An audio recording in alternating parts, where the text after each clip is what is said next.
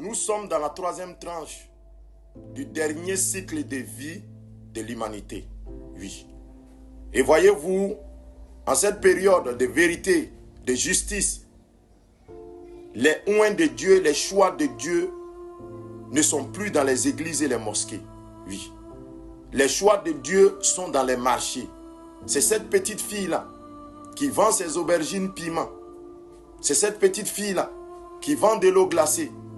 Et qui, lorsque l'heure de la prière arrive, elle confie sa marchandise à Dieu et à sa voisine. Et elle va faire ses prières. Et quand elle rentre chaque soir chez elle à la maison, elle dit Alhamdulillah. Merci Seigneur pour tout ce que tu as fait pour moi hier, aujourd'hui et ce que tu comptes faire pour moi demain. Protège-moi ainsi que toute l'humanité. Que la paix règne en Côte d'Ivoire. Oui. Les choix de Dieu sont à la liberté.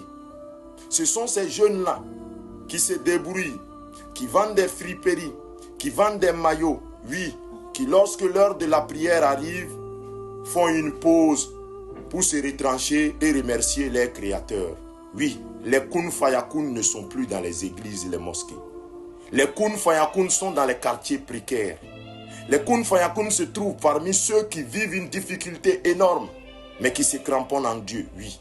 Les kun fayakun se trouvent parmi les repentis sincères. Oui, c'est cet ancien braqueur qui a donné dos au braquage pour s'accrocher à son créateur, oui. Ce sont ces repentis-là qui vont diriger cette fin de cycle de vie humaine de par la miséricorde de Dieu. Les choix de Dieu ne se trouvent pas là où vous pensez qu'ils sont. Les choix de Dieu sont ces petits vagabonds-là, mais qui ne sont pas dans le mal, qui craignent toujours le Créateur dans tout ce qu'ils font.